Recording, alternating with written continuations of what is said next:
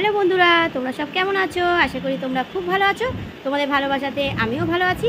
ডলি লাইফস্টাইলে তোমাদের স্বাগত। তোমরা দেখতেই পাচ্ছ আমি একটু পার্লারে চলে এসেছি চুলটা কাটিং করার জন্য। তোমরা তো রিলসে দেখছোই আমার চুলটা বড় হয়ে গেছে, তো চুল কাটাতে চলে এসেছি সেই চৌরাস্তার কোহিনুরে দিদির দোকানে। দিদির দোকান ছাড়া আমি চুল কাটি না বা কিছু করি না। তো দেখো আমার চুলও কাটা হয়ে গেল, সামনে লেয়ার কেটেছি আর পেছনে হচ্ছে ইউ কেটেছি। তো কেমন লাগছে অবশ্যই কিন্তু কমেন্ট করে জানিও যে আমাকে কেমন লাগছে, ঠিক আছে? আর চলো দেখো, দিদি হচ্ছে ফেসিয়াল করতে ব্যস্ত আছে, তা আমি একটু দিদির দোকানে একটু রিলস বানিয়ে নিলাম। তো এবারে খাওয়া দাওয়া নিয়ে বাড়ি যাব। তো তোমরা সঙ্গে থাকো, তোমরা সবই দেখতে পাবে। আজকের ব্লগটা ছোটো মিনি ব্লগটা তোমাদের অবশ্যই ভালো লাগবে। ভালো লাগলে অবশ্যই কিন্তু সাবস্ক্রাইব করে দিও, ঠিক আছে?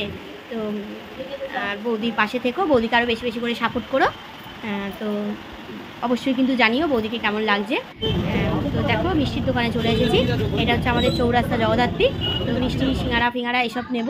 তো বাড়িতেও চলে এসেছি। দেখো আইসক্রিম নিয়েছি, আসলে আমারটা খাওয়া হয়ে গেছে, এটা মেয়েরটা ভুলে গেছিলাম, তাই জন্য আবার মেয়েকে বললাম দেখ বাবা একটু দেখিয়ে দিই বন্ধুদের। তো দেখো মাজা নিয়ে নিয়েছি, এই দেখো বাদাম চিট নিয়ে নিয়েছি, কিটক্যাট নিয়ে নিয়েছি মেয়ের জন্য, আর একটা মানে পাঁপড় ভাজার একটা প্যাকেট নিয়েছি মেয়ের জন্য, আর সিঙ্গারা নিয়েছি। দেখো ফুচকা নিয়েছি, ফুচকা আমি বাইরে খাইনি, এদের সবার জন্য এনেছি, বাড়িতে খাবো বসে।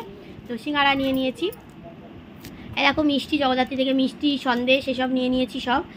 মেয়ে ভালোবাসে তাই জন্য নিয়েছি একটু মিষ্টি মেয়ের জন্য।